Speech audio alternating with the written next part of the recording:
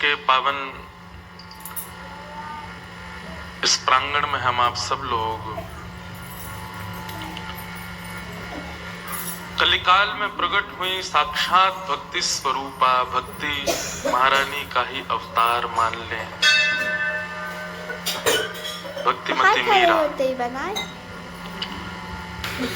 जिनके पावन भाव को सुनकर के ना जाने कितनों ने ठाकुर जी का दर्शन किया।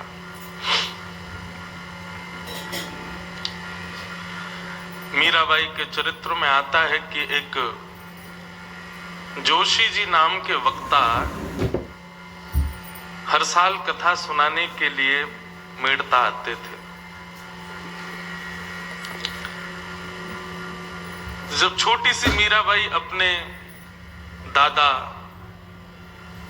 राव दूधा जी के साथ में कथा सुनने के लिए गए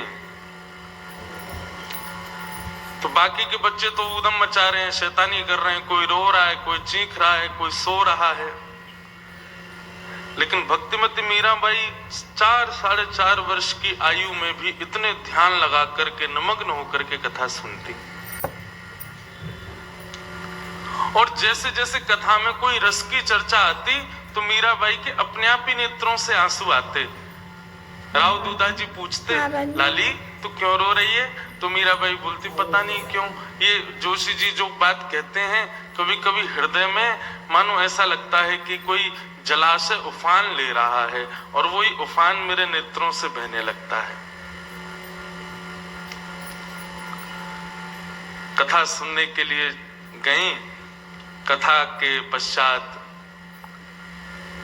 जब कथा विश्राम हुई तो जोशी जी जो वक्ता थे उन्होंने कहा कि भाई किसी के हृदय में कोई प्रश्न हो तो पूछ लो। कथा विश्राम हो रही है, किसी के हृदय में कोई जिज्ञासा हो तो पूछ लो। कोई जिज्ञासा अधूरी रह करके मत जाना, कुछ भी जिज्ञासा हो पूछ लो। किसी के हृदय में कोई जिज्ञासा नहीं। एक एक करके सब दक्षिणा रखते जा रहे हैं, प्रणाम करके जाते जा रहे हैं। जोशी जी सबसे कह रहे हैं कोई जिज्ञासा तो नहीं भाई, सब समझ आ गया। बोले आपने 7 दिन कथा सुनाई, उसके बाद भी कोई जिज्ञासा? हमारे हृदय में कोई जिज्ञासा नहीं।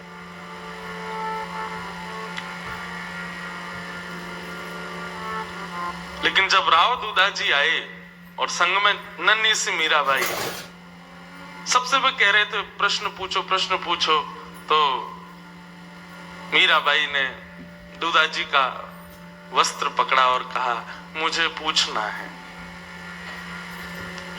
राव दूधा जी बोले तुझे क्या पूछना है?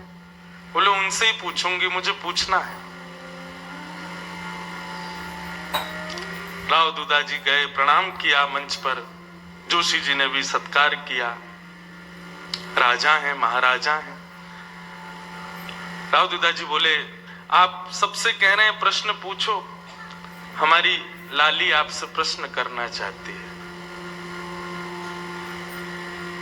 जोशी जी ने कहा ये छोटी सी लाली क्या पूछेगी? क्या पूछना है बेटा बताओ। अब जोशी जी तो ऐसे ही उसको पुचकार रहे थे जैसे कोई 1-2 साल का बालक। अब बालक तो वो है ही है, 4 साल की है, निश्चित है 4 साल 3 साल का बालक आता है तो मन में लाड़ ही आता है उसके प्रति। लेकिन जोशी जी ने थोड़ा सा ऐसे मीराबाई को थोड़ा पुचकार के अपने कार्य में लग गए। हाँ पूछो बेटा क्या पूछना है। उनको लगा कि ऐसे कोई प्रश्न होगा, छोटी बालिका है। मीराबाई कहती हैं जोशी जी, व्यास जी, आप जिन गिरधर की कथा हमको सुना रहे थे, जिन ठाकुर जी की कथा आप हमको सुना रहे थे, वो मुझे कब मिलेंगे? वो मेरे जीवन में कब आएंगे? उनका साक्षात दर्शन मुझको कब होगा? पोथी को समेट रहे, अपने व्यास मंच को समेट रहे जोशी जी स्तब्ध हो गए। स्तब्ध होकर के मीराबाई की ओर देखने लगे। 4 वर्ष की बालिका के नेत्र लाल पड़े हैं, छोटे छोटे अश्रुबिंद टपक रहे हैं और होठ कांप रहे हैं, और वो बालिका कह रही है मुझे गिरधर कब मिलेंगे?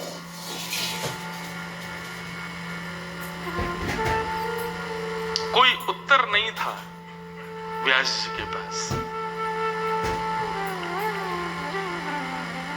लेकिन इतना प्रेम उमड़ रहा था मीराबाई के प्रति, जोशी जी ने मीराबाई को उठाकर के व्यासपीठ पे ही अपनी गोद में बिठा लिया, हृदय से लगा लिया, अत्यंत शीतलता का अनुभव होने लगा और बोले, बेटा तुझे कब मिलेंगे ये तो मुझे नहीं पता, पर तेरी वजह से लाखों को मिलेंगे ये मुझे पता है, तेरी वजह से हजारों को दर्शन होगा ये मुझे पता है। ऐसी भक्तिमती मीराबाई। बंधुओं, भक्ति कोई वक्ता के सुनाने से आपके हृदय में प्रकट हो जाए, किसी भक्त के संग करने से आपके हृदय में प्रकट हो जाए, किसी माहौल में रहने से आपके हृदय में प्रकट हो जाए, ये निश्चित है। परंतु यह भी निश्चित है कि भक्ति प्रकट हुई है तो इसका मतलब आपका चयन पहले ही किया जा चुका था, बस उस समय की देरी थी, उस समय का कुछ भाव आना बाकी था। अब उसके लिए बहाना, भले ही कथा बने, भले ही सत्संग बने, भले ही कोई वैष्णव भक्त बने, भले ही कोई माहौल बने, लेकिन आप निश्चित मानिए ठाकुर जी के प्रति प्रेम लक्षणा भक्ति प्रकट हुई तो इसका मतलब ये पूर्व नियोजित था, पहले ही ठाकुर जी ने आपको चुन रखा था, बस बहाना बनाने की देर थी। जैसे एक माधवी गोपी मीरा के रूप में प्रकट हुई, निश्चित है आप इस बात को कह सकते हो, मैं और आप, हम लोग भी अपने पूर्व जन्म में कोई ठाकुर जी के थोड़े सामीप्य के कुछ तो रहे होंगे, सबकी नहीं पता, हाँ, पर जो जिनका कृष्ण तन कृष्ण मन कृष्ण ही हमारो धन, आठों याम ऊधों में कृष्ण ही सो काम है, जिनको कृष्ण के अलावा कुछ नहीं चाहिए। हमारी बड़ी संकट पड़ती है कहीं कहीं कथा, अब मन में तो कृष्ण प्रेम है, लेकिन जरूरी नहीं है कृष्ण प्रेमी ही हर जगह मिलते हैं। कथाएं करने जाते हैं तो कहीं कहीं बड़े विचित्र श्रोता भी मिल जाते हैं। तो सच बता रहे हैं, कोई व्यासपीठ पे बैठ के कुछ छुपाओ नहीं, लेकिन जहां प्रेमी श्रोताओं की कमी होती है ना, वहां तो बस ये लगता है 7 दिन कब पूरे हों जाए यहां से।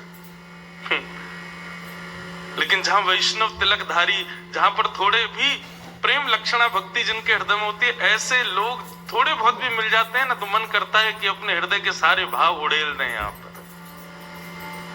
और विश्वास मानिए गांधी धाम में मन होता है। हमने वृंदावन रसामृत के लिए पहले गांधी धाम को ही चुना। मीरा भक्तिमती मीराबाई के विषय में कुछ देखिए, मीराबाई का चरित्र सबको पता है, ये कथा आपके लिए नहीं हो रही, ये मैं अपने हृदय को पवित्र करने के लिए कर रहा हूं। सबको पता है चरित्र, तो चुना गांधी धाम को मीराबाई के भाव के लिए। हम तो कल प्रेम जी से, किरण जी से, हमारे सब जो प्रेमी जन हैं, सबसे कह रहा था कि अब मुझे साल में कभी भी कुछ नया विषय बोलना होगा तो मैं गांधी धाम ही आऊंगा। मुझे अच्छा लगता है यहाँ के कहना। जैसे हमारे जो साथ में पंडित जी रहते हैं, इन पे फोन आते रहते हैं, कथा करानी, वहां करानी, वहां करानी।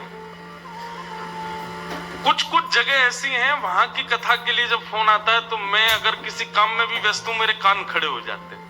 अभी जब यहाँ आया तो 2 दिन पहले ही गांधी धाम से एक और परिवार का निवेदन आया कि हमको कथा करानी। मैं अपने किसी बहुत कार्य में व्यस्त था, ये बात कर रहे थे, कहाँ कथा करानी है? बोले गांधी धाम। बोले गांधी धाम गुजरात में? बोले जी वहां तो महाराज जी बिहार है।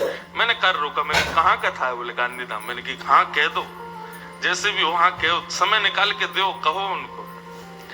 अब इसमें कोई आपकी प्रशंसा नहीं बंधु, लेकिन पता नहीं क्यों लाल जी को मुझे सुख लगता है, यहाँ बोलने में सुख आता है, यहाँ अपने भाव प्रकट करने में सुख आता है। और ऐसा गांधी धाम है और भी कई सारे स्थान हैं, वहां सुख आता है बोलने में। जैसे हमारी श्री जी का, हमारी लाडली जी का चरित्र, वो मैं नागपुर में ही बोलता हूँ। साल भर में एक बार नागपुर में कथा होगी, वहां राधा रानी का ही चरित्र रहेगा।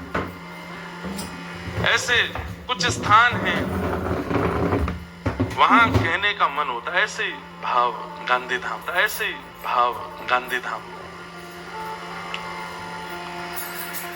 भक्तिमती मीराबाई। तो मैं निवेदन कर रहा था बंधुओं, भक्ति का बीज पहले से ही हम सबके भीतर है, बस सत्संग रूपी, व्यवहार रूपी, भक्ति रूपी ये सूर्य का प्रकाश जब पड़ता है ज्ञान का, तो वही बीज अंकुरित हो जाता है, पुष्प पौधा वृक्ष बन करके प्रकट हो जाता है। ऐसे ही राव दूधा जी के घर में जन्मी भक्तिमती मीराबाई। बचपन से ही भक्ति परिवार में थी। एक संत वृंदावन से पधारे। राव दूधा जी के यहां बंधुओं वर्णन आता है कि चार भुजानाथ जी का मंदिर था। संत जन वहां आते थे, परंतु यदि कोई वैष्णव आता था अपनी सेवा लेकर के, कोई संत पधारते थे जिनकी सेवा संग होती थी, उनकी व्यवस्था राव दूधा जी अपने महल में ही करते थे कि भाई ठाकुर जी संग आए हैं, उनकी 8 समय का भोग प्रसाद सब बनाने में यहाँ सुख रहेगा, इसलिए अपने महल में ही व्यवस्था करते थे।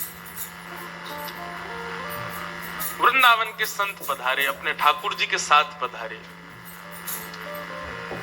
मीराबाई कथा तो सुनती ही थी।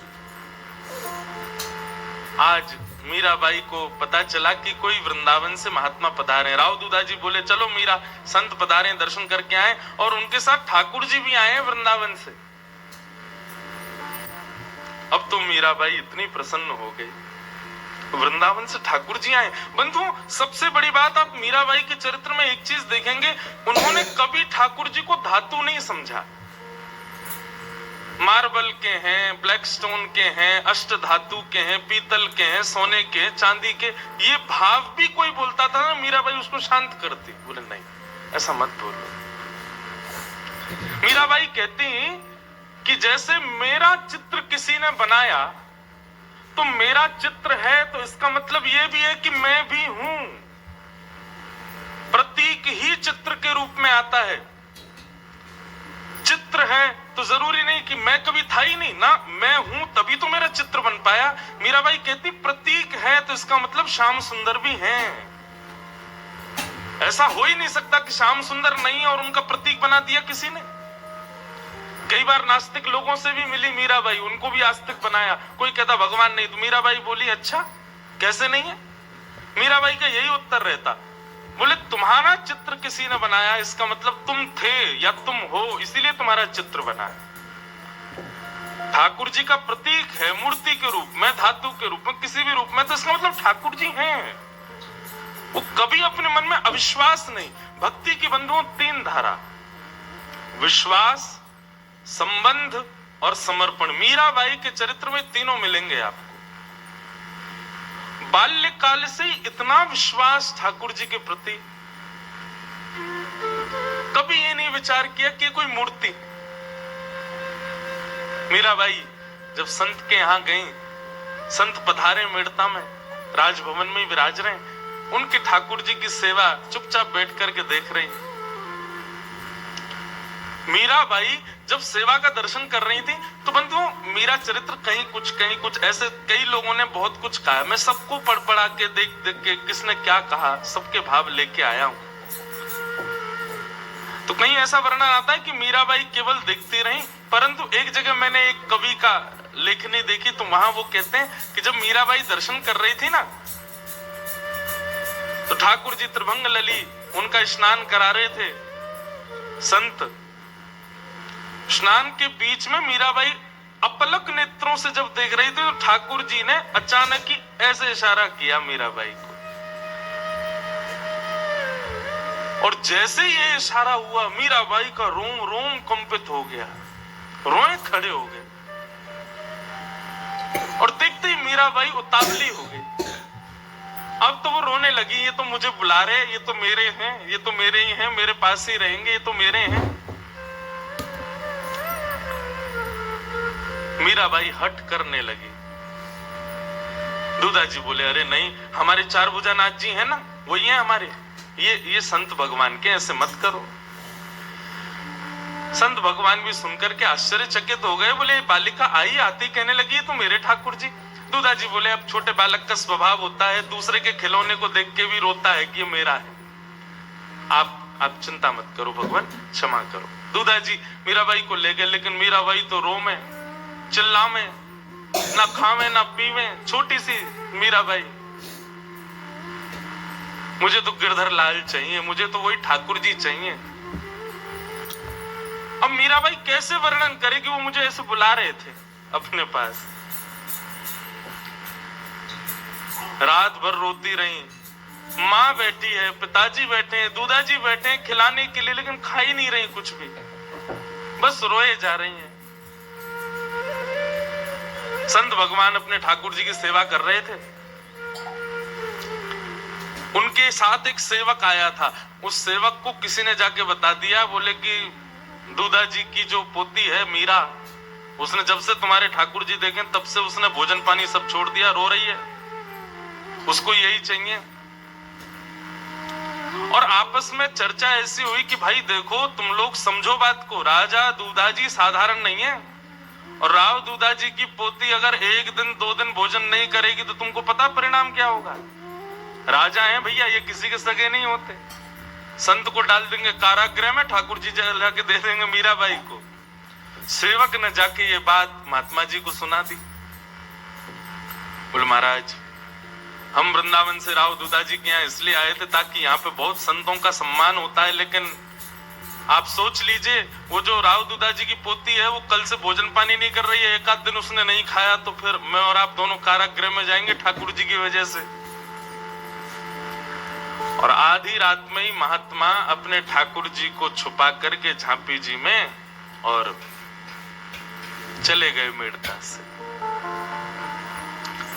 सुबह जब राव दूधाजी को पता चला कि महात्मा चले गए भय के कारण, तो उनको बड़ी आत्मग्लानि हुई।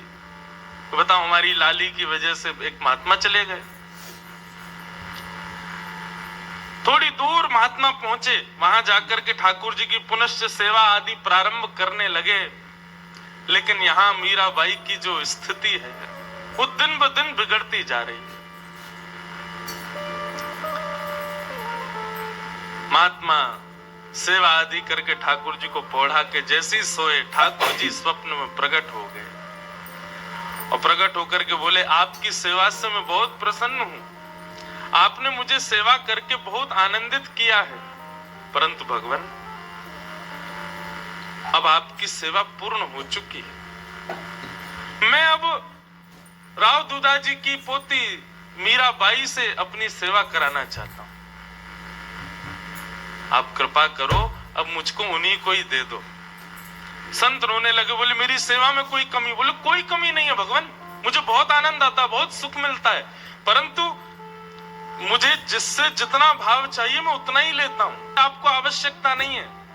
संत बोले तो अब आगे मैं क्या करूं, सेवा चली जाएगी। तो बोले अब कथा सुनो, अब तक आप मेरी मूर्ति की सेवा करते थे, अब आप नेत्र बंद करके हृदय में ही चिंतन करो, हृदय में ही मंदिर बना के वहीं सेवा करो, लेकिन मुझे अब जाकर के दूधाजी की पोती को दे दो।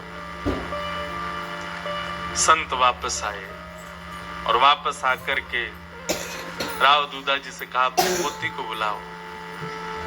और जैसे ही भक्तिमती मीराबाई आई, नेत्र सूज गए छोटी सी मीराबाई के, खाए पिए नहीं है 2 दिन से।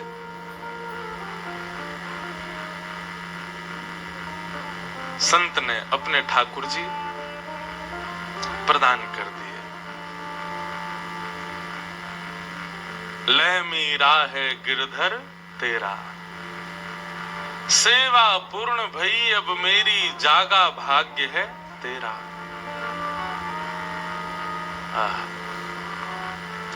मीराबाई को अपने ठाकुर जी प्रदान कर दिए संत ने।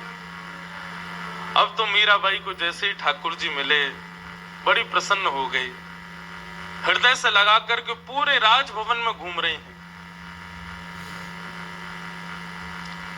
बंधुओं ठाकुर जी का ये नियम है, किसी को यदि बहुत संयोग दे रहे हैं तो निश्चित है किसी को वियोग दे के आए हैं, और जिसको बहुत संयोग दिया है, निश्चित है कि एक ना एक दिन उसको भी वियोग देंगे। ये भक्ति सिद्धांत है ठाकुर जी का। वियोग के बिना भक्ति पुष्ट नहीं होती। जो कभी ठाकुर जी के लिए दो नीर जिसके नेत्रों से नहीं निकले, समझो वो अभी वैष्णव हुआ ही नहीं, वो उसके हृदय में अभी भक्ति भाव आया ही नहीं, और वो ना कभी उसको ठाकुर जी ने स्वीकार किया भी नहीं है अभी तक। केवल मंदिर जाना, पूजा आदि अर्चना कर देना, आदि आदि करके पूरा जीवन व्यतीत कर देना मात्र से आपने पुण्य कमाया। लेकिन ठाकुर जी को अर्पित करना ठाकुर जी को अर्जित करना चाहते तो उसके लिए प्रेम लक्षणा भक्ति तो आवश्यक है, और वो बिना विरह के नहीं आ सकती। विरह तो आएगा जीवन। आप मुझे एक भक्त का नाम बता दो जिसने बिना विरह के ठाकुर जी को पाया हो, एक भी नहीं। इसलिए मैं कथा में कहा करता हूं, विरह वरदान है ठाकुर जी का। संत तो बेचारे रोते हुए वहां से चले गए।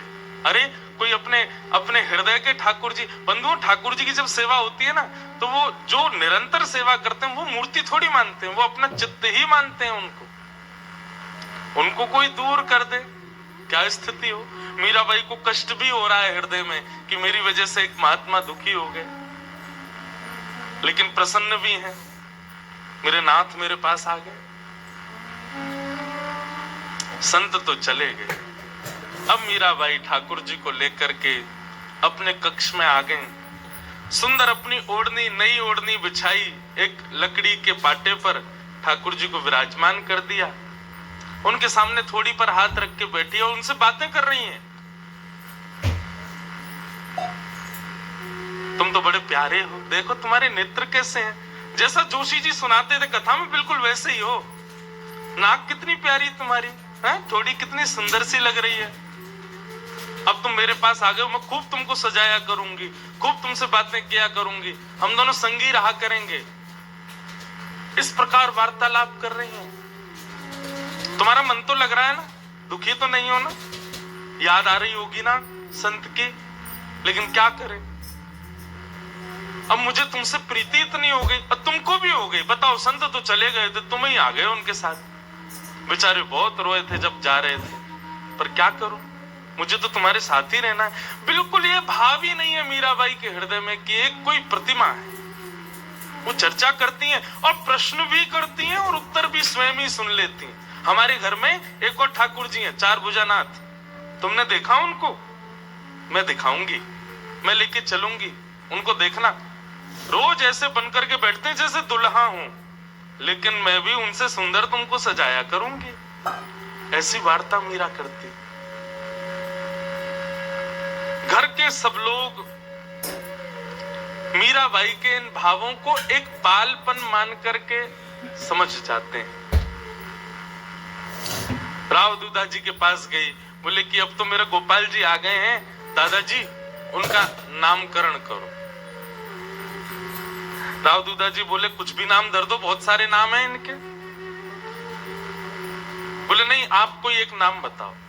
बहुत सारे नाम बताए। बोले गोपाल जी रख दो, कन्हैया रख दो, कृष्ण रख दो, माधव रख दो, मधुसूदन रख दो, केशव रख दो, गिरधर रख दो। मीरा बोली अंत में कौन सा नाम बताया आपने? बोले गिरधर। हाँ दादाजी, गिरधर अच्छा नाम है, गिरधर प्यारा नाम। अब मैं इनको गिरधर बोलूंगी, लेकिन दादाजी गिरधर नाम का मतलब क्या होता है?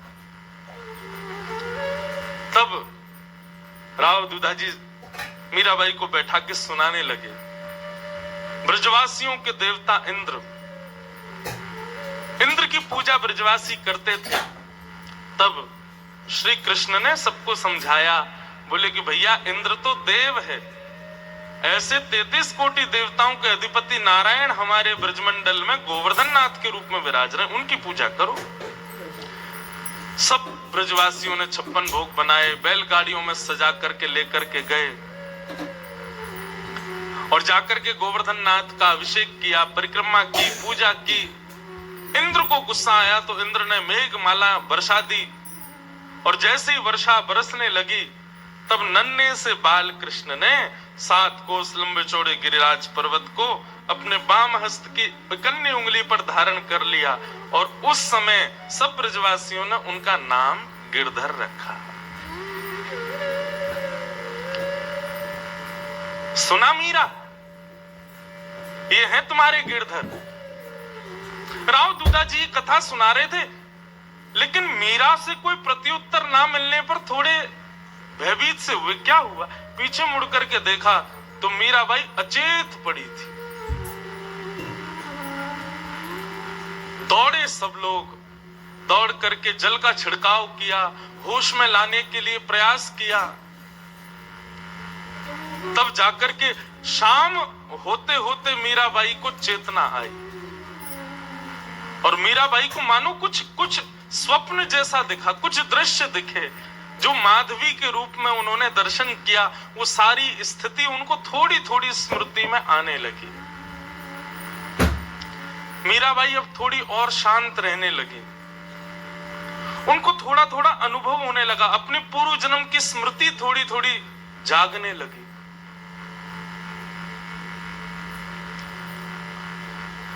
मीराबाई के माता पिता को बड़ी चिंता है इस बात की।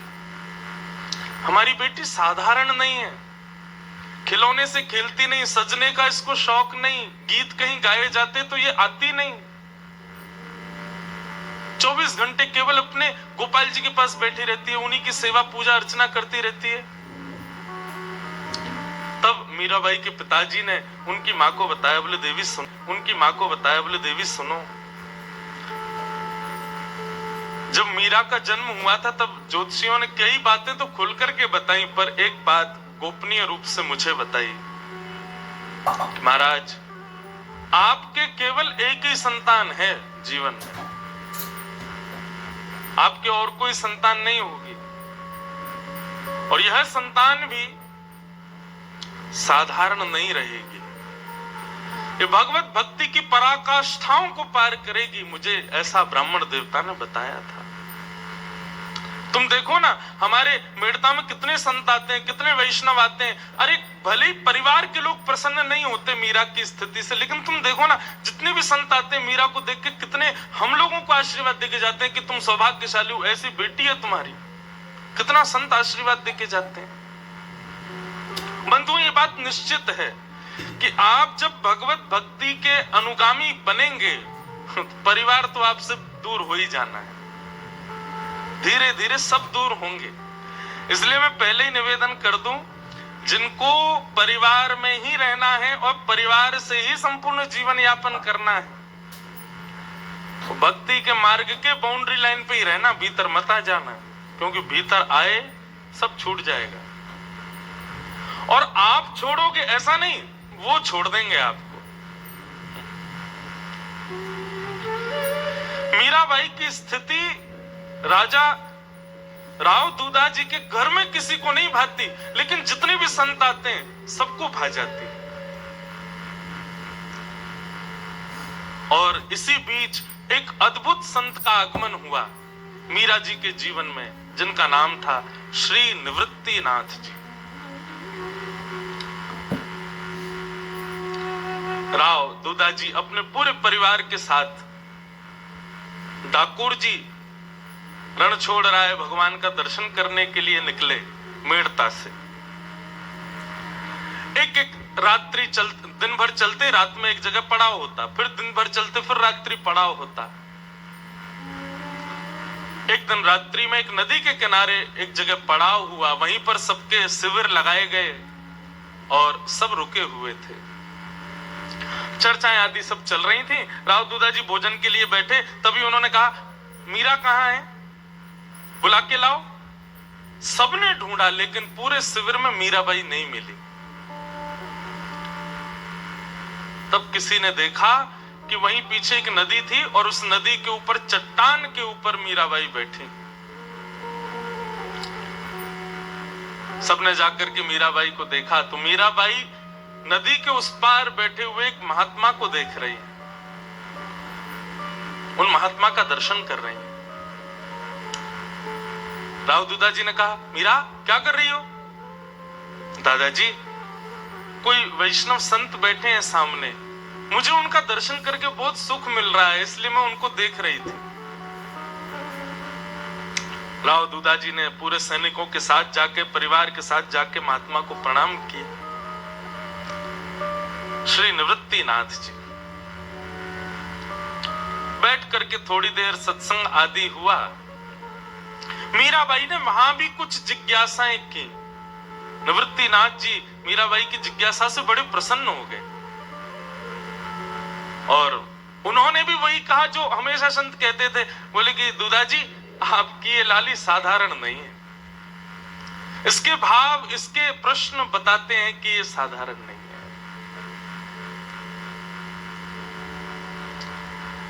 राव दूधा जी ने कहा, भगवान अगर आप कृपा करें तो आप भी हमारे साथ ठाकुर जी यात्रा पर चलें, बीच में एक सत्संग होता रहेगा, अच्छा लगेगा। बंधुओं एक बात आप हमारी बहुत ध्यान से समझ लीजिएगा। आपको ठाकुर जी प्रिय लगते हैं तो आपके हृदय में क्या भाव आएंगे मुझे नहीं पता, पर ठाकुर जी को आप प्रिय लगते हो तो निश्चित है कि आपको वैष्णव संत और सत्संग इनमें बड़ी रुचि हो जाएगी। आप राव दूधा जी को देखिए, मीराबाई के पूरे परिवार को देखिए, वे कभी भी प्रायोरिटीज के रूप में संसार को नहीं रखते। सदैव संत हो, सदैव सत्संग हो, सदैव वैष्णव वार्ता हो, इसी को ही प्रधानता देते हैं। अब हम लोग यात्रा में कहीं जाए, हम क्यों चाहेंगे कि बीच में हम कथा ही सुने? हम तो गाने चलाते हुए जाते हैं गाड़ियों में, गाने सुनेंगे, कुछ भी उधम करते हुए, नाचते गाते हुए, खेलते कूदते हुए जाना प्रिय लगता है। परंतु राव दूधा जी राह में मिले एक साधारण संत जिनसे कोई परिचय भी नहीं है, बस उनसे निवेदन कर दिया आप चलो संग में, ताकि बीच बीच में जहां पड़ाव पड़े तो आपका भी सत्संग सुनने को मिलेगा। ये ठाकुर जी आपसे प्रेम करते हैं तभी ऐसा होता है। संतों के प्रति ऐसे भाव तभी प्रकट होते हैं। हमारे अष्ट सखा कहते हैं, गिरधर जब अपनों करी जाने, ठाकुर जी ने आपको अपना बनाया कब जानो? बोले ताको मन भक्तन की सेवा, संत चरण रज सदा लुभाने, गिरधर जब अपनों करी जाने। माफ कीजिएगा बंधु, लेकिन आपकी किसी भी स्थिति में आप वैष्णवों के प्रति, संतों के प्रति, भक्तों के प्रति ज्यादा निष्ठा आपके हृदय में प्रकट नहीं हो पाती है, तो इससे आप संकुचित मत होइएगा, पर प्रयास करना कि प्रकट हो, क्योंकि वो जब प्रकट होती है तब ही ऐसा संभव हो सकता है कि ठाकुर जी आपसे प्रेम करते होंगे। श्री निवृत्तिनाथ जी राव दूधा जी के उस यात्रा में संग हो लिए। मीराबाई ने निवृत्तिनाथ जी से कहा, भगवान हम ठाकुर जी क्यों जा रहे हैं? निवृत्तिनाथ जी बोले, हम भगवान का दर्शन करने जा रहे हैं। बोले जोशी जी कथा में बताते थे कि भगवान तो सब जगह रहते हैं, जड़ चेतन आकाश पृथ्वी जंगम खंबायु अग्नम सलिलम महिम, जब भगवान सब जगह है, फिर एक उस ठाकुर जी को देखने के लिए हम ठाकुर जी क्यों जा रहे हैं?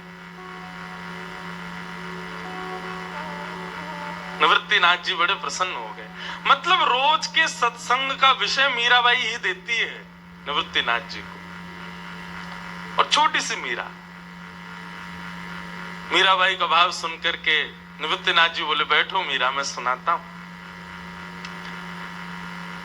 ठाकुर जी हैं तो सब जगह, लेकिन कहीं कहीं भक्तों की प्रेम लक्षणा भक्ति पर ठाकुर जी जब कृपा करते हैं और कृपा करके अपने भक्त के लिए कहीं विराजमान हो जाते हैं, तो वैष्णव लोग आस्था को और अपने भाव को और पुष्ट करने के लिए उस स्थान का दर्शन करते हैं।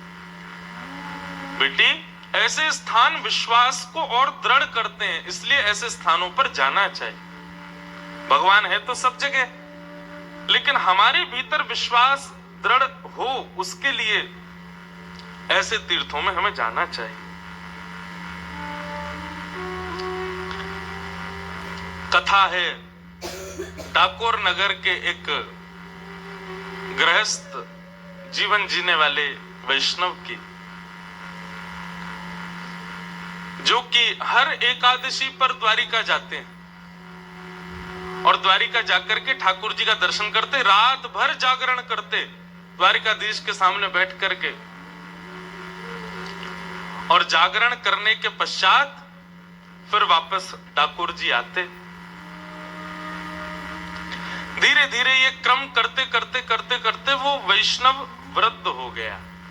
ये निवृत्तिनाथ जी ये कथा सुना रहे हैं मीराबाई को। वैष्णव वृद्ध हो गया। अब वृद्ध हो गया तो पहले जैसी ऊर्जा नहीं रही, जाने में इतनी दिक्कत भी होती थी। कई बार तो एकादशी पूर्ण हो जाती, द्वादशी लग जाती, बेचारे तब पहुंचते, आके फिर ठाकुर जी से क्षमा मांगते, भगवान मेरा नियम थोड़ा सा टूट रहा है, क्या करूं, वृद्ध अवस्था हो गई है मेरी, अब मैं ज्यादा कुछ कर नहीं पाता, भगवान अब क्या बताएं, ठाकुर जी से द्वारिका इतना दूर भी तो है। एक दिन एकादशी के दिन वो वैष्णव जब द्वारिका पहुंचे तो रात्रि में जागरण करते करते करते करते उनके नेत्र बंद हो गए, और बंद होते उनके चित्त में ऐसा भाव आया कि श्री द्वारिकाधीश उनके गले लग गए हैं और उनके साथ उनकी बैलगाड़ी में बैठ करके ठाकुर जी जा रहे हैं। ये दृश्य जैसे उनको अपने चित्त में दिखा वो भाव नेत्र खोल करके जब उन्होंने अनुभव किया, बोले कि कहीं ठाकुर जी आज्ञा तो नहीं कर रहे कि तू मुझको ले चल। अरे ये पाप नहीं कर सकता मैं, पुजारी मुझे बहुत मारेंगे, जान से मार देंगे मुझे। लेकिन मन में सोचने लगे ज्यादा से ज्यादा क्या होगा, मरूंगा, लेकिन अपने ठाकुर को एक बार गले तो लगा लूंगा। अरे साहस कर लूं, पूरा जीवन तो मैंने व्यतीत कर दिया एकादशियां यही मना करके, अब ये भाव मेरे हृदय में आया, इसका मतलब द्वारिकाधीश आज्ञा दे रहे हैं। अपना नाम लेकर के बोले आज पीछे मत हट। अरे किससे डरता है तू, द्वारिकाधीश तेरा स्वामी है, उसके आगे किससे डरता है तू, आज थोड़ा साहस कर ले, ठाकुर जी को लेके भाग चलते हैं ठाकुर जी। और अर्धरात्रि का समय जैसे तैसे करके मंदिर के अंदर प्रवेश कर गए, सामने शंख चक्र गदा पद्मधारी चतुर्भुज द्वारिकाधीश का दर्शन किया। आहा, मन में पहले विचार करने लगे ये तो बड़े भारी होंगे, इनको कैसे उठाऊं, लेकिन जैसे ही अंक में भर के उठाया तो मानो ठाकुर जी कोई 2 महीना के बालक के समान हल्के हो गए, पहले से तैयार बैठे थे, ले चल मुझे। गोदी में लेकर के आए, अब आकर के अपनी जल्दी से चुपचाप, अभी अर्धरात्रि का समय कोई उठा नहीं होगा, धीरे धीरे ब्रह्म मुहूर्त का समय हो रहा था, मंगला की आरती का समय होने वाला था, जल्दी से लेकर के आए, अपनी बैलगाड़ी में ठाकुर जी को लिटाया, अपने पटके से उनको ढक दिया और लगे अपने बूढ़े बूढ़े बैलों को चलाने। चिंता भी हो रही है मन में, धक धक भी चल रही है, श्वास भी ली नहीं जा रही, वृद्धावस्था है। प्रसन्न भी हो रहे हैं कि ठाकुर जी मेरे साथ चल दिए, लेकिन दुखी भी हो रहे हैं, बोले पुजारियों को जब पता चलेगा तो मेरा हाल क्या होगा। हे द्वारिकाधीश, मैं तो आपकी आज्ञा मान के आया हूं, हे द्वारिकानाथ, हे मेरे जगन्नाथ, मेरी रक्षा करना। मीराबाई कथा सुन रही है और सुनकर के बार बार ताली बजाती है, नेत्रों से कभी आंसू आ जाते, पहुंच करके सुनती है। फिर क्या हुआ, बोले वो वैष्णव ठाकुर जी को लेकर के जाने लगा, इतने में ही द्वारिकाधीश के मंदिर में पुजारियों ने जब प्रवेश किया, हल्ला मच गया पूरी द्वारिका में, ठाकुर जी चोरी हो गए, ठाकुर जी चोरी हो गए, ठाकुर जी को कोई ले गया। पूरी द्वारिका की खोज की गई, कौन था रात्रि में यहां पर, तो पता चला कुछ वैष्णव जागरण कर रहे थे। तभी उनसे पूछताछ हुई तो वो बोले एक हमारे साथ ठाकुर जी का भक्त था, वो नहीं मिल रहा है, बाकी सब यही है। अपने अपने घोड़ों पर बैठ करके लोग दौड़े ठाकुर जी के मार्ग पर। वो वैष्णव ठाकुर जी को लेकर के जा रहा था, वो पीछे मुड़ मुड़ करके देख रहा था, तभी देखा कि प्रचंड धूल उड़ रही है, मानो घोड़े आ रहे हैं। अब तो घबराहट भरने लगी, बेचारे बूढ़े बूढ़े बैल कितना भागेंगे, और भगा में उनको बोले भागो, लेकिन ठाकुर जी तो बहुत दूर है। अभी मन में विचार करने लगे क्या करें। हे द्वारिकाधीश कृपा करो। तभी एक बावड़ी, एक तालाब जैसा रास्ते में दिखाई दिया और उनके हृदय में तुरंत चेतना आ गई कि मैं ठाकुर जी को लेकर के नीचे इसमें विराजमान करके और मैं खाली बैलगाड़ी लेके आगे बढ़ूंगा। जब बैलगाड़ी में कोई दिखेगा नहीं तो सैनिक छोड़ देंगे, जब सैनिक भाग जाएंगे तब लेके फिर चला जाऊंगा। ठाकुर जी को गोद में उठाया, नीचे बावड़ी में ले जाकर के एक झरोका सा था, वहां जाकर के द्वारिकाधीश को विराजमान कर दिया और वापस बैलगाड़ी में आकर के आगे बढ़ने लगे। इतने में ही वे सब द्वारिका के सैनिक हों, पुजारी हों, वे सब घोड़े पर चढ़ के आ गए। कहां जा रहे हो? बोले एकादशी का जागरण था, करके वापस डाकोर जी जा रहा। बोले ठाकुर जी चुराए तेने? तो नहीं भगवान, मैं क्यों चुराऊंगा ठाकुर जी को, तलाशी करो इसकी। उसकी बैलगाड़ी उठा के सब जगह से देखा तो घास फूस सब उठाई, तभी वहां पर द्वारिकाधीश की पीतांबरी दिखाई दे गई, पटका दिखाई दे गया। और पटका देखते ही बोले ये पटका किसका है? फिर पटका देखते ही हाथ पांव कांपने लगे। जैसे ही हाथ पांव कांपते हुए देखे, बोले इसी ने ही चोरी किए, ठाकुर जी कहीं रख दिए, पूछो इससे। एक दो बार पूछा, नहीं बताया तो सबने उसको बहुत मारा। मीराबाई जोर जोर से रोने लगी सुन करके। अरे वो क्यों मार रहे हैं उनको? ठाकुर जी भी तो उनसे राजी हैं, उनके साथ जाना चाहते हैं, फिर वो क्यों मार रहे हैं उनको? निवृत्तिनाथ जी शांत करें, बोले मीरा सुनो, आगे सुनो। बहुत मारा, लहूलुहान हो गया वो वैष्णव।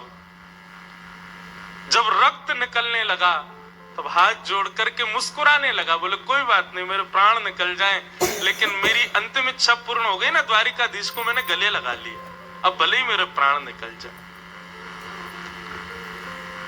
इतने में ही उस बावड़ी में से आवाज आने लगी, अरे मूर्खों, तुम मेरे भक्त को मान रहे हो? क्या तुम्हें पता नहीं कि भक्त और भगवान में अंतर नहीं होता? तुम उसको मार रहे हो, क्यों मार रहे हो? वो मुझे लेकर के नहीं जा रहा है, मैं उसके साथ जाना चाहता हूं, मेरी इच्छा है उसके साथ जाने की। और तुम लोग जो उसको पीड़ा दे रहे हो, उस पीड़ा का परिणाम देखो, मेरे भी अंग से रक्त निकल रहा है, पूरे तालाब का रंग रक्त वर्ण का हो गया है। जब ये स्वर सुना, सब पुजारी और सैनिकों ने जाकर के जब बावड़ी में देखा तो पूरी बावड़ी का रंग रक्त वर्ण का हो गया। सब लोग क्षमा मांगने लगे, बोले भगवान क्षमा कर दो, अपराध हो गया। ठाकुर जी ने कहा, अमुक अमुक तिथि के दिन उस स्थान पर मेरा दूसरा स्वरूप तुमको प्राप्त होगा, उसको ले जाकर के तुम विराजमान कर देना, मुझे अभी इन्हीं के साथ जाने दो। तब वो वैष्णव, उसके पूरे हाथ पैर सब जगह जख्म हो गया था, नीचे गया, जाकर के द्वारिकाधीश को देखा। इतना प्रेम द्वारिकाधीश करते हैं ये जानकर के उसने जैसे अपने हृदय से लगाया ठाकुर जी को, उसके सारे जख्म ठीक हो गए, बिल्कुल स्वस्थ हो गया। और ठाकुर जी को लेकर के डाकोर जी में विराजमान हुआ। वही डाकोर जी में रणछोड़ राय के रूप में विराजमान है। मीराबाई ने जब ये कथा सुनी, अब तो मीराबाई उतावली हो गई, सबसे कहने लगी, हम कब पहुंचेंगे डाकोर जी, हम कब पहुंचेंगे, कब दर्शन होगा हमको उनका, मुझे उनको देखना है जो अपने वैष्णव भक्त के साथ चले आए।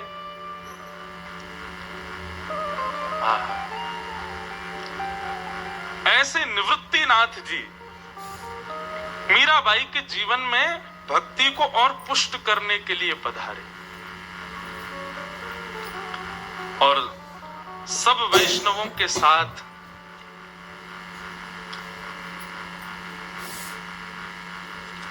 डाकोर जी गए और डाकोर जी जाकर के द्वारिकाधीश का दर्शन किया। रणछोड़ राय भगवान का दर्शन करके सब आनंदित हो गए, मीराबाई प्रसन्न हो गई। जैसे जैसे जीवन आगे बढ़ रहा है, मीराबाई का विश्वास उतना दृढ़ होता जा रहा है।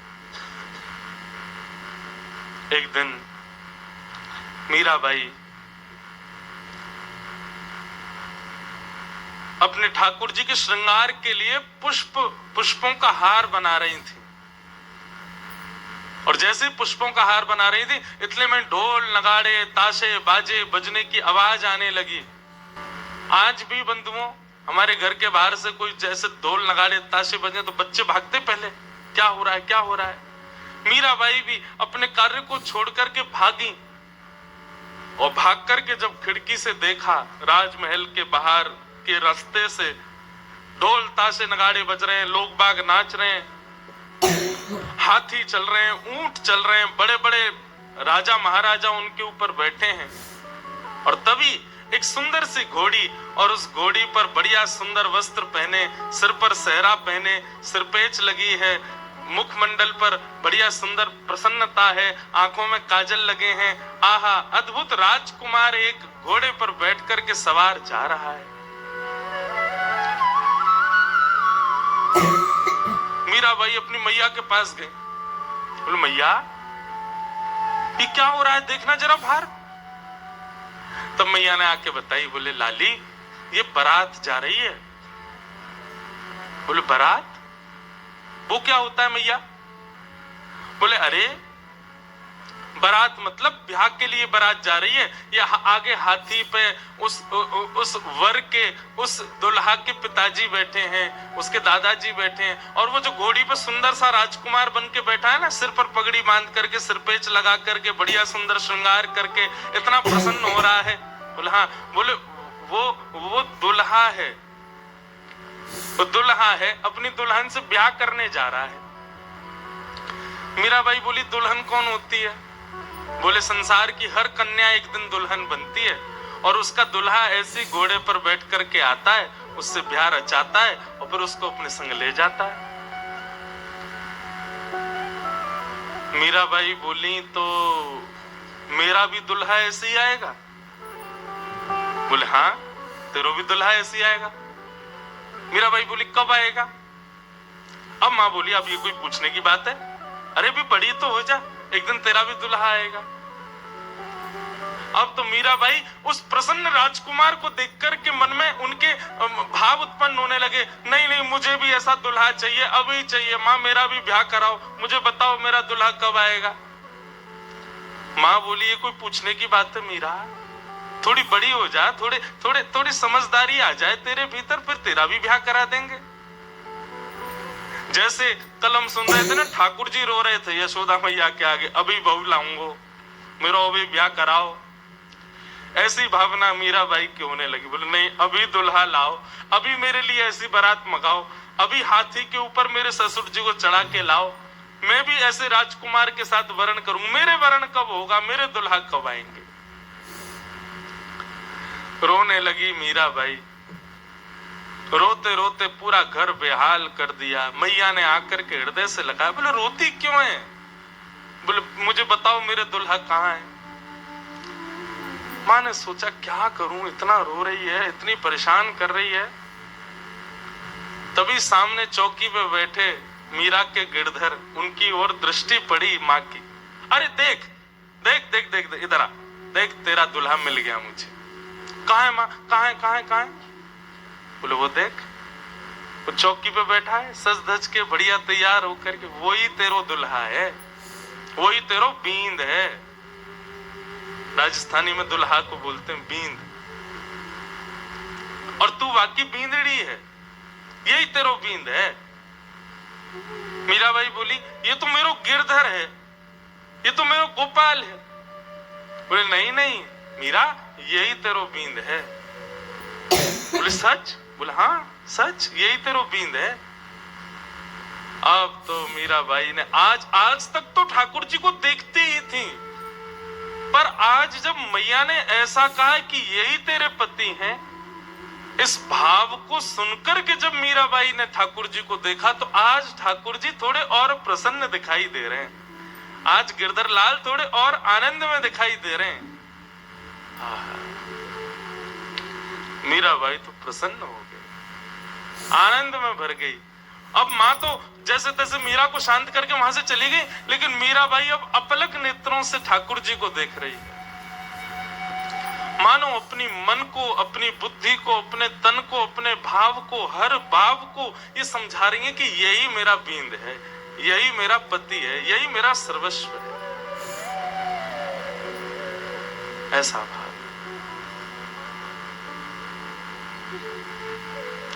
अब तो बींद मिल गया मीराबाई को दर्शन करते।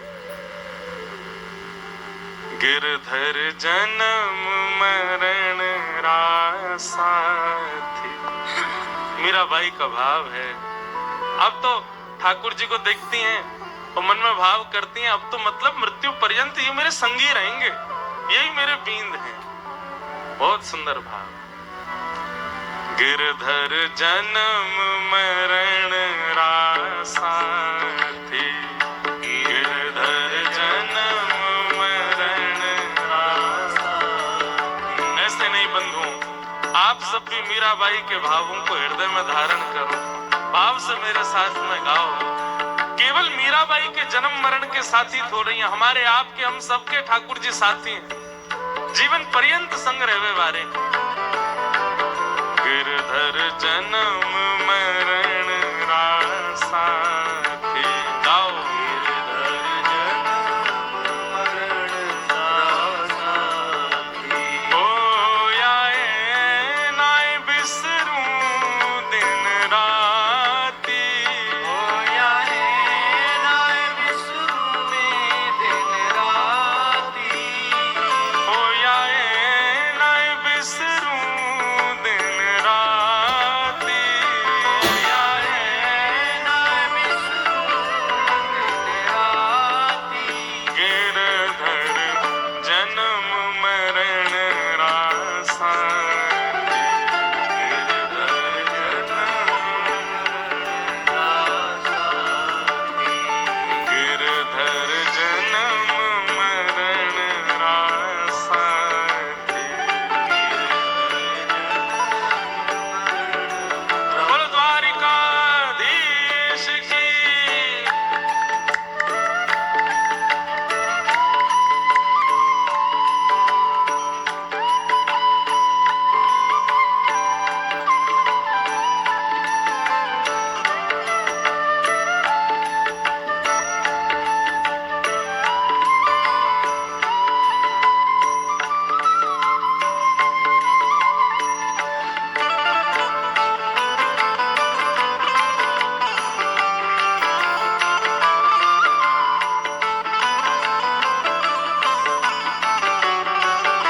प्यारे गिरधर लाल की।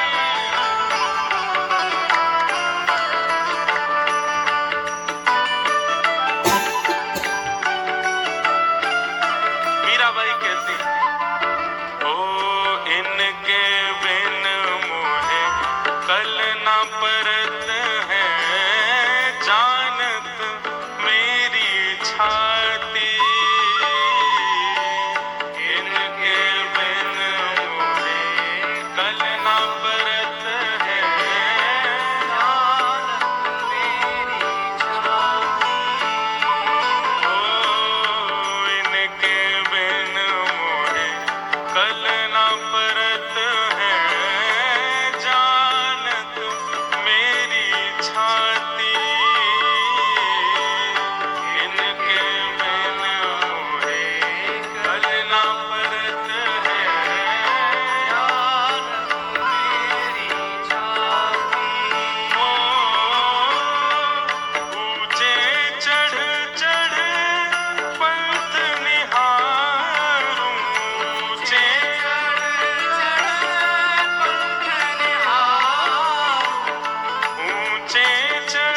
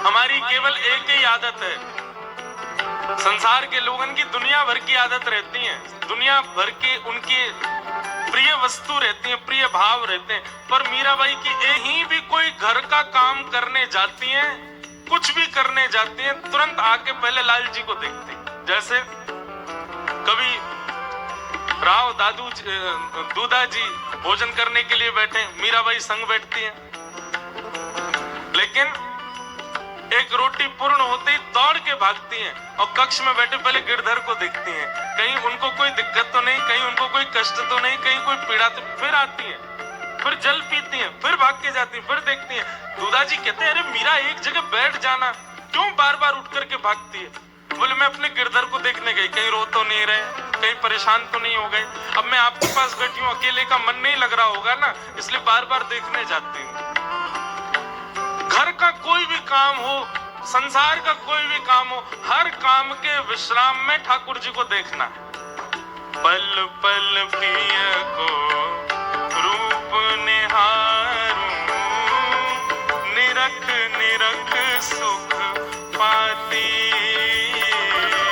पल पल प्रिय को रूप निहारूं, निरख निरख सुख पाती, पल पल प्रिय को रूप निहारूं, निरख निरख सुख पाती, पल पल प्रिय को रूप निहारूं, निरख निरख सुख पाती।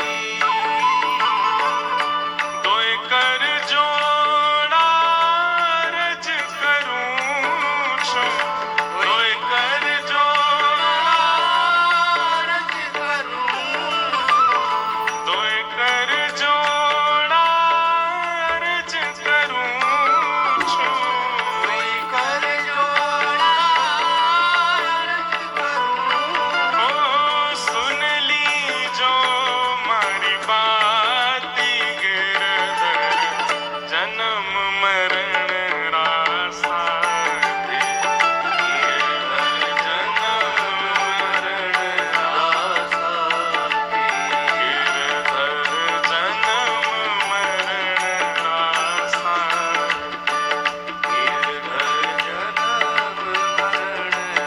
रासा दे। कीर्तन हो, कहीं भी ऐसे भाव गाए जा रहे हों, उसमें सुख तो तभी मिले जब करताल बजे। भोजन कितना ही बढ़िया बनाओ, थाली बढ़िया नहीं हो तो, कान तो बड़े बड़े दिए ठाकुर जी ने, कान में बाली नहीं हो तो, इतनी बढ़िया मीरा के गिरधर प्रसंग, और उसमें भी ऐसा सुंदर पद मीराबाई का, आप ताली नहीं बजाओगे तो फिर आनंद नहीं आ रहा है ना। आपको अपने बगल वाले की सौगंध है, बजा के गाओ, भाव से नहीं बजाओगे तो जबरदस्ती बजाओ। हम वृंदावन से आए किस लिए? ताली बजवाने ही आए, आपसे गवाने ही आए, भाव से गाओ। गिरधर जन्म मरण रासा दे, गिरधर जन्म मरण, बोलो गिरधर लाल की।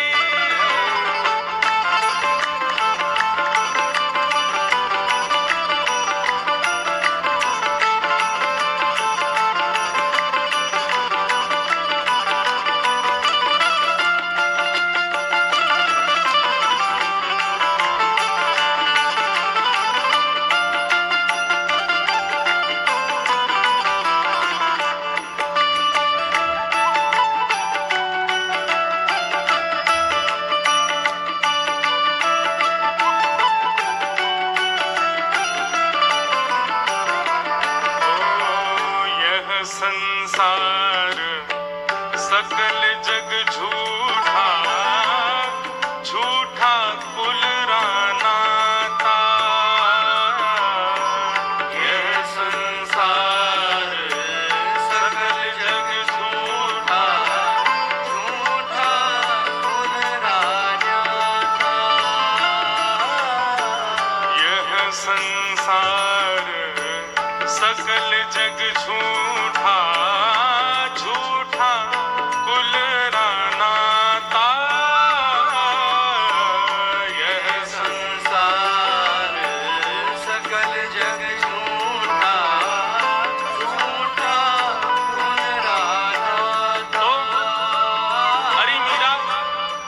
झूठा है तो फिर सांचा कौन है? मीराबाई कहती है, मीरा के प्रभु गिरधर नागर, मीरा के प्रभु गिरधर नागर, मीरा के प्रभु नटवर नागर, मीरा के प्रभु नटवर नागर, हरि चरणा चितराची गिरधर, जन्म मरण रासा, गिरधर जन्म मरण रासा, गिरधर जन्म मरण रासा, गिरधर जन्म मरण रासा, होया नय बिसरूं दिन राती, दिन राती, होया नय बिसरूं दिन राती, नय बिसरूं दिन राती, हो गिरधर जन्म मरण रासा, गिरधर जन्म मरण रासा, गिरधर जन्म मरण रासा,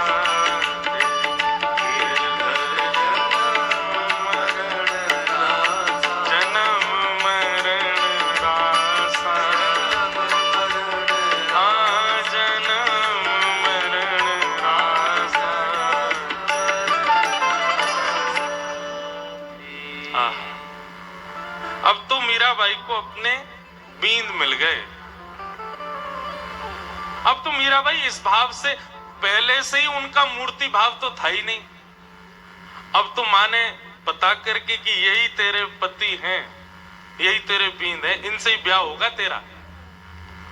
तब से तो मन बुद्धि चित्त देह हर स्थिति में अब तो ठाकुर जी ही उसके सर्वस्व हो गए।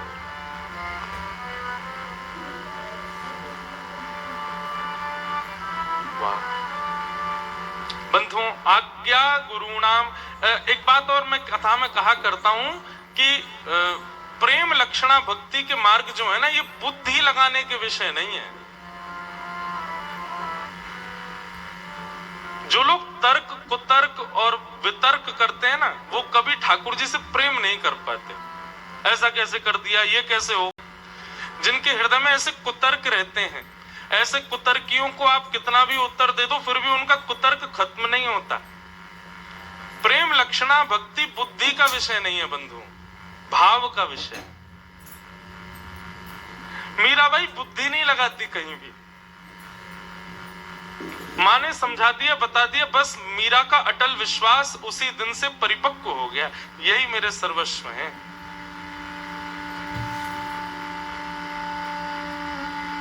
अब तो उन्हीं को देखती है और वो और उनकी और प्रिय में कैसे बनूं, बस वही विचार करती है। निवृत्तिनाथ जी ने पहले ही वचन दिया था दूधा जी को कि जब ठाकुर जी गए थे कि मैं आपकी इस बालिका को समय आने पर योग की शिक्षा दूंगा, क्योंकि मैं दूर तक देख पा रहा हूं ये साधारण बालिका नहीं है।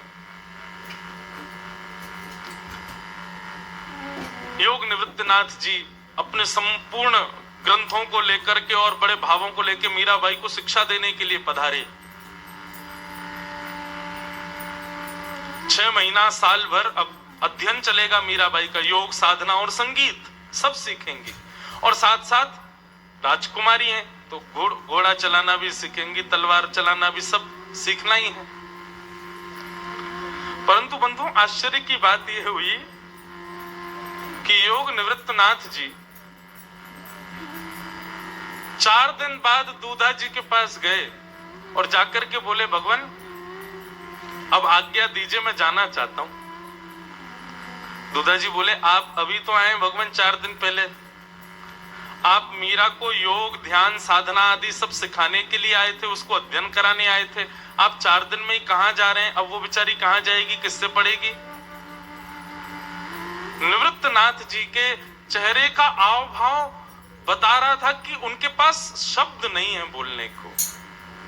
दूधा जी बोले, भगवान कोई अपराध बन गया हम लोगों से, आप क्यों जा रहे हैं?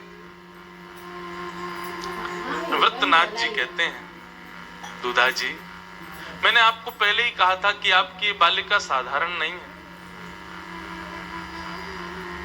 वर्ष भर में जो एक बालक को सीखना चाहिए वो आपकी मीरा ने 4 दिन में सीख लिया है। और मैं क्या सिखाऊं उसको, मैं क्या बताऊं उसको? मैं इतनी पोथियां लाया था लेकिन अब मेरे पास कुछ बचा नहीं है कि जो मैं उसको सिखाऊं। वो निश्चित ही अपने प्रारब्ध से, अपने पूर्व जन्म से और ना जाने कहां से उसके पास में सब कुछ है, केवल एक गुरु बताने वाला चाहिए, वो सब जानती है। इतनी छोटी आयु में उसके हृदय में ध्यान, तप, योग, साधना सब विद्यमान है। मैं आधा शब्द बोलता हूं, पूरा वाक्य मीरा कर देती है, वाक्य मीरा कर देती है। उसको सिखाने की जरूरत नहीं, वो सब जानती है, उसको सब पता है। और 4 दिन में निवृत्तनाथ जी चले गए। बोले आपकी बेटी को सब आता है, उसको कुछ बताने की आवश्यकता नहीं।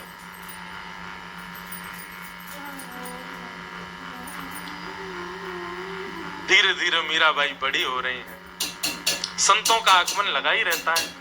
अब तो गिरधर को पति रूप में ही देखती हैं। एक दिन एक श्याम कुंज करके भी बनवाई दूधा जी ने, राजमहल के भीतर ही बढ़िया सुंदर लता गुल्म पत्रों के बीच में एक कुंज बनाई है जहां पर गिरधर लाल जी विराजते हैं, श्याम कुंज। मीराबाई अधिकतर वहीं बैठी रहती, वहीं आगे एक सरोवर है।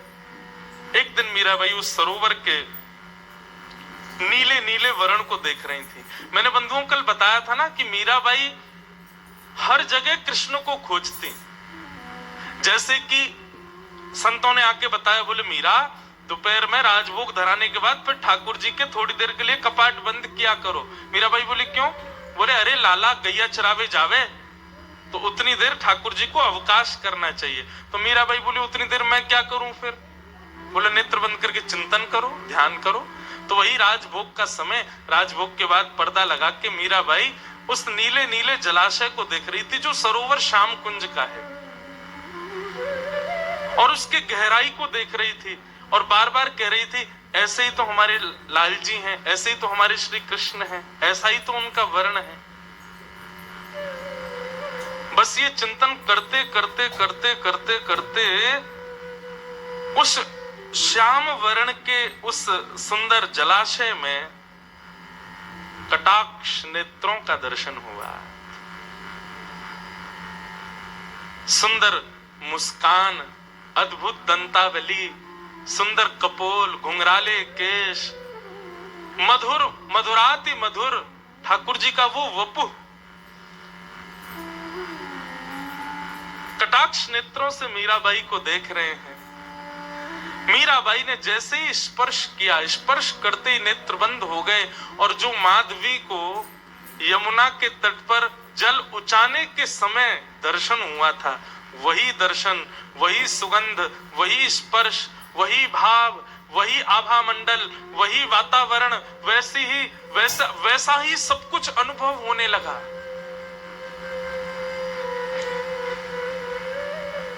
और वो चिंतन करते ही मानो मीराबाई के नेत्र बंद हो गए और धीरे धीरे धीरे धीरे मीराबाई उसी जलाशय में प्रवेश करती जा रही हैं। स्वर आया कान में, तेरो नाम का है री।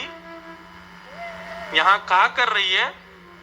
अरे तेरा रूप तो बड़ा चोखो लगे हैं, दिन रात मेरी सेवा करे, पूजा करे, मोकू भी तू बड़ी भावे।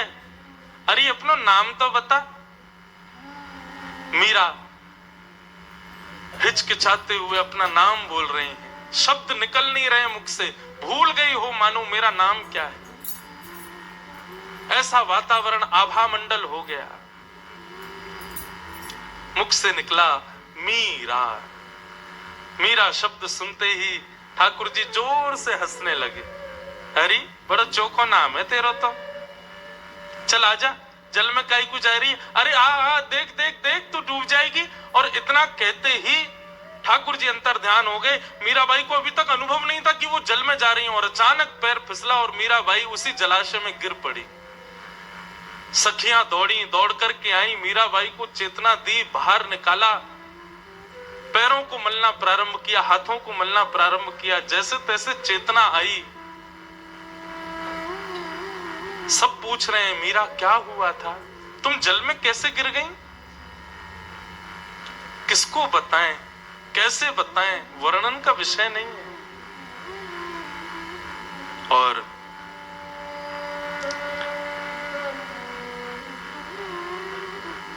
शाम का समय जब हुआ, अचेत अवस्था में बैठी है मीरा।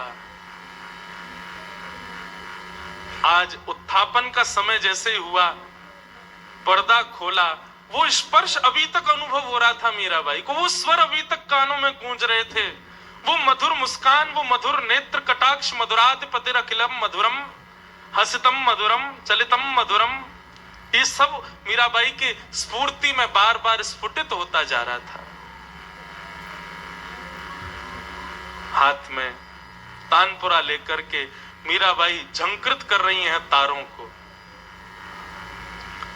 और झंकार देते देते देते देते देते देर तक बैठी रही, बस अपलक नेत्रों से गिरधर को निहार रही हैं।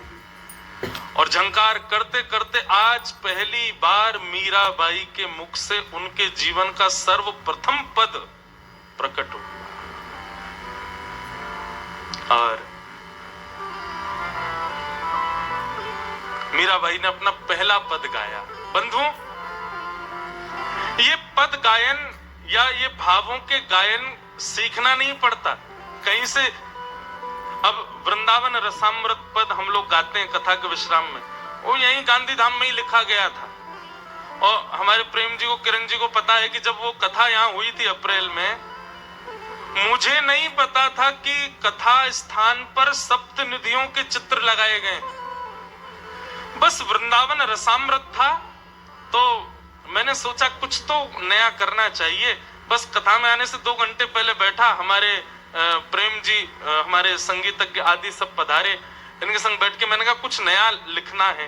बोले क्या करना महाराज जी? मैंने कि हमारे वृंदावन के 7 निधि हैं, उनको एक पद में प्रणाम हो ऐसा कोई भाव लिखना है। लाल जी का स्मरण किया, प्रणाम किया, और कथा में आने से 15 मिनट पहले पद की रचना हुई। श्यामा हृदय कमल सो प्रगट्यो श्याम हृदय को। और जैसे ही मैं पद लिख करके लाया, गाड़ी से उतरते ही मैंने देखा तो वहां सप्तनिधियों के चित्र लगे हुए थे बाहरी। मुझे वो अनुभूति आज तक याद है, मेरे रोंगटे खड़े हो गए थे जब मैंने 7 के चित्र देखे। मैंने कहा ये कैसे हुआ? मैंने किसी को नहीं बताया था कि मैं सप्तनिधियों का आज पद गाने वाला हूं।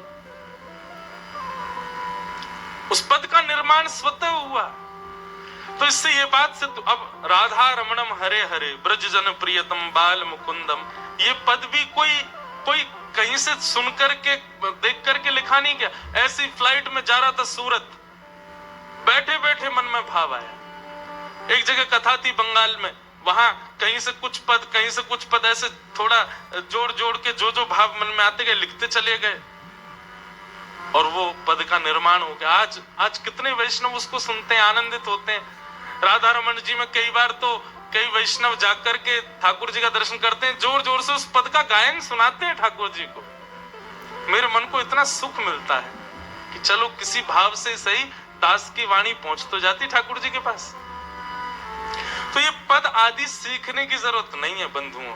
जब कृष्ण प्रेम हृदय में स्फुरित होगा, अपने आप गाने लगोगे आप। आप कहोगे तो महाराज जी आप क्या कहना चाहते हो कि आपके हृदय में प्रेम आ गया? हम तो कह रहे हैं आ गया है। हम तो कह रहे हैं स्पष्ट कि हमारे हृदय में आ गए ठाकुर जी, इसीलिए आ जाते हैं। लेकिन ये कोई अभिमान रूप में नहीं कह रहा हूं मैं, केवल आपका विश्वास दृढ़ हो इसलिए कह रहा हूं। ठाकुर जी जिस दिन चित्त में आएंगे, अपने आप शब्द निकलेंगे मुख से, जैसे आज मीराबाई के निकले।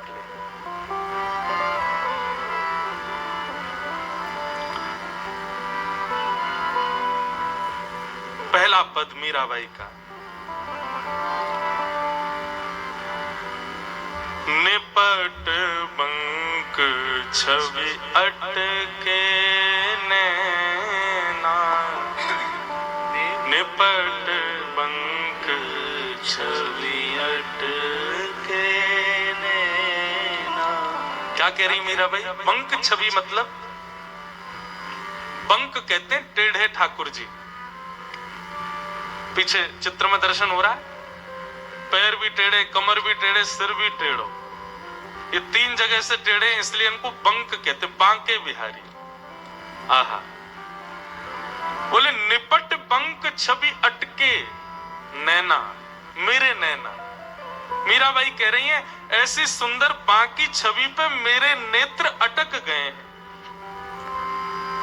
देखत रूप मदन मोहन को, देखत रूप गाओ मदन मोहन को, पियत पियूख ना भटके नैना, पियत पियूख ना भटके नैना, निपट बंक छवि अटके नैना, निपट बंक छवि अटके नैना। टेढ़ी कटी टेढ़ी कर मुरली, टेढ़ी कटी टेढ़ी कर मुरली, टेढ़ी बाग लर लटके, टेढ़ी बाग लर लटके, मीरा के प्रभु, मीरा प्रभु के रूप लुभानी, मीरा प्रभु के रूप लुभानी, गिरधर नागर नटके नैना, गिरधर नागर नटके नैना, निपट बंक छवि अटके नैना, निपट बंक छवि अटके। और जैसे ही मीराबाई के हृदय से शब्द प्रकट हुआ, शब्द प्रकट होते ही मानो बेचैन मीराबाई का हृदय शांत हो गया। और मीराबाई अब जब भी ठाकुर जी को याद करती हैं सोई गाने लग जाती, और यही गायन ही मीराबाई की श्रृंखला बन गई पदों की। जब भी हृदय में कोई बेचैनी होती है, जब भी ठाकुर जी की बहुत याद आती है, मीराबाई कुछ सोचती नहीं है, केवल तार झंकृत करती रहती हैं। थोड़ी देर करते करते करते करते करते जो शब्द पहला निकलता उसी पर ही पूरा पद गा देती। यही मीराबाई की अब आदत बनती चली गई, जब मन होए तब ठाकुर जी के सामने जाकर के गाने लग जाए। इस प्रकार मीराबाई ठाकुर जी के भाव में आसक्त होती गई। मीराबाई की भक्ति बढ़ती देख, इतना ज्यादा गायन, इतना ज्यादा भजन बढ़ता देख, रानी वास में अब चिंता प्रकट होने लगी सब लोगों के चित्त में। सब लोग मन में विचार करने लगे, बोले भैया ये कछु ज्यादा ही भक्त बनती जा रही है, अब इसकी शादी सगाई करो। अच्छा, संसार बंधुओं बड़ा विचित्र है। बालक यदि ज्यादा संसारी हो जाए, ज्यादा ही संसार के होने लग जाए, तो भी माता पिता की चिंता होती है, बोले इसका ब्याह करो, ज्यादा ही इसके पर निकल आए, बहुत उड़ने लगा है, बहुत घूमता है, दिन रात बाहर रहता है, उल्टे सीधे काम करता है, इसका ब्याह करो जल्दी। और भक्ति बालक यदि ज्यादा भक्ति मार्ग में अग्रसित हो जाए, ज्यादा भक्ति उनके हृदय में प्रकट होने लग जाए, तो भी माता पिता यही सोचते इसका ब्याह करो जल्दी। वैसे पूरी संसार में सांसारिकता की जड़ ये ब्याही है। मेरी बात मान के आप लोग, जो लोग यहाँ पे कुआरे बैठे हुए, ऐसा नहीं हो कि इस बात को कहते हैं, बोले देखो महाराज जी खुद कह रहे कथा में। भैया ये तो नियम है, सबको करना ही है। हमारी भी माता जी, घर के लोग हमारी भी कथा सुनते हैं, और जब मैं ऐसी कोई बात कहता हूं तो फिर माता जी कहती हैं घर आ बेटा तुझे बताऊं मैं। तो भैया ये तो संसार का नियम है, ब्याह तो सबको करना ही है। लेकिन भक्ति जैसे ही बढ़ने लगी, रानीवास में चर्चा होने लगी कि अब मीरा का ब्याह करो, इसका ब्याह होना चाहिए।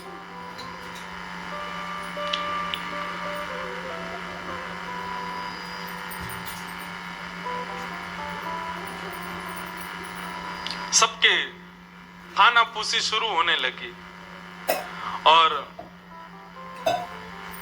बात फैलते फैलते मीराबाई के कानों में पड़ गई कि अब हमारे विवाह की चर्चा हो रही है। परंतु बंधुओं, मीराबाई ने जैसे सुना कि मेरे विवाह की चर्चा हो रही, तो मीराबाई पहले तो हंसी, जिसने बताया उसकी बात सुन के। बोले तुमको पता है रानीवास में तुम्हारे ब्याह की चर्चा चल रही है। मीराबाई हंसी, बोले मतलब? बोले तुम्हारा ब्याह कहीं श्रेष्ठ कुल में किया जाए ऐसी बातें चल रही हैं, और तुम्हारी जो भुआ है ना, वो भुआ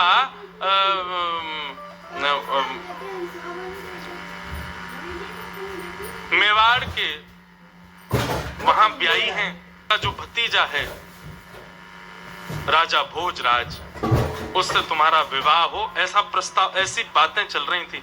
तो मीराबाई पहले तो हंसी, बोले गलत सुन के आई होगी, मेरे ब्याह की बात नहीं चल रही होगी, किसी और के ब्याह की बात चल रही होगी। बोले क्यों, किसी और की क्यों, तेरी चल रही थी? बोले नहीं, मेरा ब्याह तो हो चुका। बोले मतलब? बोले हाँ, मेरा ब्याह तो हो चुका है ना। मैंने एक दिन अपनी माँ से पूछा था, तो उन्होंने मुझे बताया था ये गिरधरी मेरे पति हैं, इनसे मेरा ब्याह हो गया है। माँ ने मुझे एक बार बताया था, मेरे ब्याह की चर्चा नहीं होगी। अब जो जिसने सुना सखी, वो हंसने लगी। बोले ये कोई गिरधर किसी के पति थोड़ी होते हैं, ये तो भगवान है, ये किसी के पति थोड़े हैं।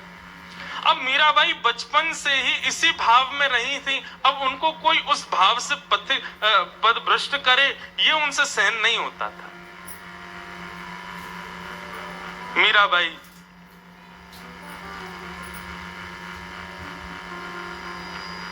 गुस्सा क्रोध में भर करके रानीवास में नहीं गई, सीधे दूधा जी के पास गई, और दूधा जी के पास में जाकर के गुस्सा, नेत्र लाल पड़ रहे हैं और उदास होकर के मीराबाई खड़ी हैं। दूधा जी बोले अरे मीरा, हमेशा आती है, आकर के तुरंत मेरी गोद में बैठ जाती है, इतने आनंद में रहती है, इतनी प्रसन्न रहती है, आज ऐसे उदास क्यों, क्या बात है?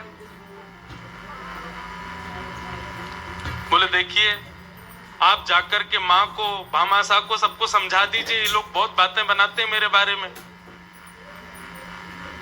दूधा जी बोले क्यों, क्या हो गया? बोले देखो ना, ये सब कह रहे हैं कि ये मेरा ब्याह करा देंगी किसी भोजराज राजा के साथ में, मेरा ब्याह की चर्चा चल रही है, ऐसी ऐसी बातें कर रही हैं। दूधा जी बोले लाली देख, एक दिन ब्याह तो होना ही है, और ये भोजराज राजा तो मैंने सुना है ये तो शायद मेवाड़ के राजा का बालक है। बोले कहीं का भी हो, कोई भी हो, लेकिन मेरा ब्याह तो हो चुका है ना। मैंने एक दिन माँ से पूछा था कि मेरा बींद कौन है, उन्होंने मुझे कहा था कि गिरधर तेरा बींद है। अब वही जब मेरे बींद है, तो फिर मेरा ब्याह किसी और से क्यों कराया जा रहा है, मेरे ब्याह की चर्चा क्यों करी जा रही है? जब मैं तन मन धन सबसे उनको अपना मान चुकी हूं, तो फिर कहीं और मेरे ब्याह की चर्चा क्यों हो रही है? आप जाकर के सबको बोलो। मैंने जाकर के बोला तो माँ कहती है वो तो मूर्ति है, वो तो पीतल है, वो तो तांबे के हैं, ऐसा ऐसा बोलती हैं। अरे ऐसे कौन बोलता है? मैंने बचपन से कथा में सुना, जोशी जी बताते थे, निवृत्तनाथ जी बताते थे, सब संत आकर के बताते थे कि ये प्रतीक हैं, और प्रतीक को आप जड़ वस्तु कैसे कह सकते हो? आप समझाओ ना माँ को जाकर के, वो बार बार कहती है मैं तेरा ब्याह कराऊंगी।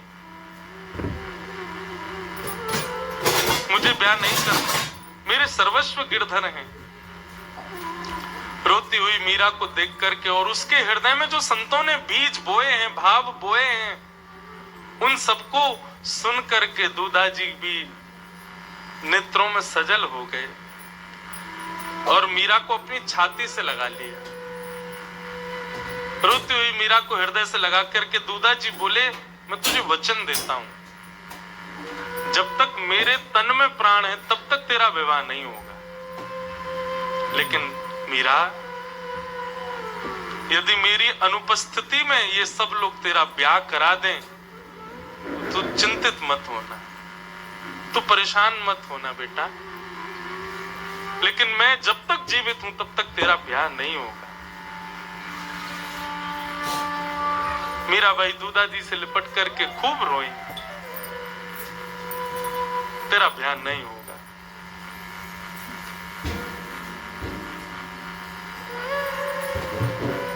अपने कक्ष में आ गई, अपने ठाकुर जी को देखने लगी और गिरधर लाल जी के सामने बैठ करके मीराबाई खूब रोई और रोते हुए मानो ठाकुर जी को पुकारने लगी। बोले, कब तक आप मुझे परेशान करेंगे? मेरे घर के लोग नहीं मानते कि आपसे मेरा ब्याह हुआ है, आप आ जाओ ना मेरे जीवन में, आकर के मुझे स्वीकार करो ना। खूब रोए। तब मीराबाई की कुछ सखियों ने आकर के उनको, सहचरियों ने आके समझाया। बोले, आप ऐसे रोइए मत, रुदन मत करिए, इनको समझाइए, ये कृपालु हैं, ये कृपानाथ हैं, सबकी सुनते हैं। कृपालु हैं, ये कृपानाथ हैं, सबकी सुनते हैं, ये भक्तवत्सल हैं। मीराबाई बोली, लेकिन मैं भक्त नहीं हूं, मैं इनकी बींदड़ी हूं, मैं भक्त नहीं हूं, मेरे अंदर वो भाव नहीं जो भक्तों के होते हैं, मैं इनको अपना पति मानती हूं, ये मेरे सर्वस्व हैं। मैंने तो सुना था कथा में, जोशी जी बताते थे इनकी 16,108 पत्नियां हैं। अपनी सखियों से कह कर रोती हैं कि 16,108 ब्याह तो 5,000 साल पहले किए थे, और भी ना जाने इनके कितने प्रिय होंगे, कितने भक्त होंगे, मैं इनको कहां दिखाई देती होंगी, मेरा भाव इन तक पहुंच भी पाता होगा कि नहीं, पर मैं कहां जाऊं, क्या करूं, मुझे समझ नहीं आता। और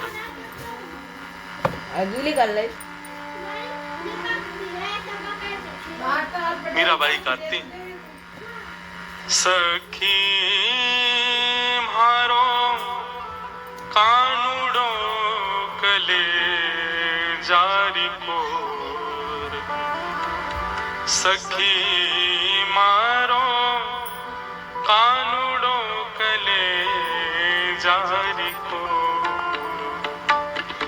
सखी मारो कानुड़ो कले जारू कोर, सखी मारो कानुड़ो कले जारी कोर, ओ मोर मुकुट पीतांबर सोहे,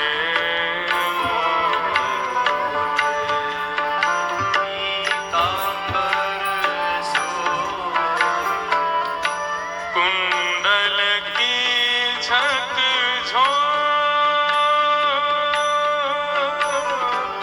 कुंडल की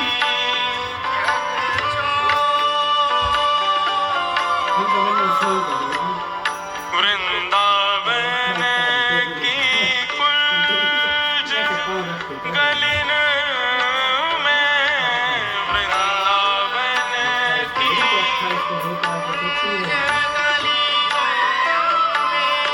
नाचत नंद किशोर, नाचत सखी मारो कानुड़ो कले जारी कोर, सखी मारो कानुड़ो कले जारी कोर, सखी मारो कानुड़ो कले जारी कोर, सखी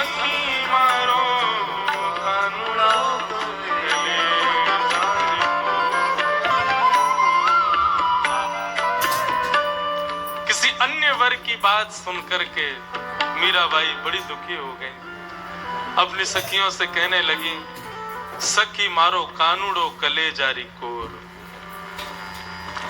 मोर मुकुट पीतांबर सोहे कुंडल की झकझोर, वृंदावन की कुंज गलिन में नाचत नंद किशोर, मीरा के प्रभु गिरधर नागर चरण कमल चित चोर, सखी मारो कानूरो कलेजारी कोर। मीराबाई रोती हैं, परंतु उनकी सब दास दासियां उनको समझाती हैं कि आप इस प्रकार चिंतित मत हो, ठाकुर जी आपकी बात सुनेंगे। और एक दिन बंधुओं, कृष्ण जन्माष्टमी का प्रसंग आया और जन्माष्टमी का मंगल दिवस, आज सप्तमी थी, सब दास दासियां तैयारियों में लगे थे, सब बड़े प्रसन्न थे। तो निश्चित है जन्माष्टमी का नाम सुनते ही मन में भाव आता है मीराबाई भी बड़ी प्रसन्न होंगी, पर मीराबाई आज बड़ी दुखी है। सुबह सुबह सब लोग उठ करके तैयार हो गए, मीराबाई अपने पुराने वस्त्रों में ही बैठी हैं, ठाकुर जी को निहार रही हैं। सखियों ने आकर के पूछा, जीजी, बाई जी, आज जन्माष्टमी है, आज ठाकुर जी का मंगल जन्मोत्सव है, आप आज प्रसन्न नहीं लग रही हो। मीराबाई कहती हैं, 10 वर्ष से प्रतीक्षा कर रही हूं इनकी, अब 10 वर्ष की आयु हो गई मीराबाई के, 10 वर्ष से अकेली ही जन्माष्टमी मना रही हूं, ये आ ही नहीं रहे मेरे पास। ऐसी जन्माष्टमी का क्या फायदा जिसमें श्याम सुंदर प्रकट ही ना हो रहे हों।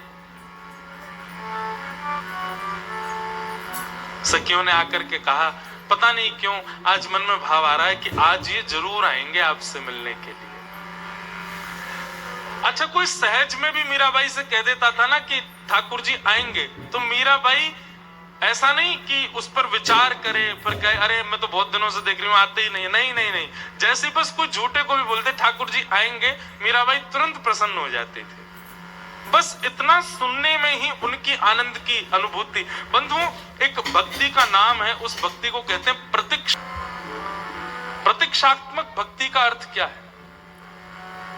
जहां प्रतीक्षा करते करते करते करते करते करते स्थिति हो जाती है कि प्रतीक्षा में ही सुख मिलने लग जाता है, फिर मिलन की कामना नहीं रहती, उसको प्रतीक्षात्मक भक्ति कहते हैं।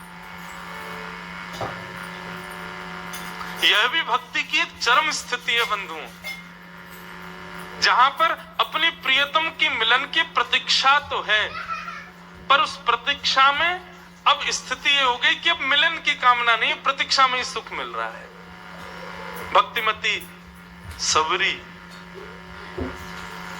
कितने वर्षों तक प्रतीक्षा की उन्होंने, और प्रतीक्षा कोई हमारी आपकी जैसी नहीं, थोड़ी देर बैठे बैठे बस सोच लिए, विचार लिए, थोड़ी देर किसी को याद कर लिया, थोड़ी देर किसी की प्रतीक्षा कर ली, हो गया काम। नहीं, सबरी रोज सुबह उठती हैं और रोज सुबह उठ करके उस मार्ग को झाड़ती हैं जिससे राम जी को आना है। रोज पुष्प तोड़ के लाती हैं, रोज पगडंडी, जैसे ये बीच में लाल लाल कारपेट बिछा हुआ है, ऐसे ही रोज मार्ग में पगडंडी पर पुष्प बिछाती हैं। सब लोग इधर देखो, सावधानी से सुनो कथा। रोज मार्ग में पुष्प बिछाती हैं, रोज जाकर के बुहारती हैं, रोज जाकर के गुलाब जल से अलंकृत करती हैं उस स्थान को।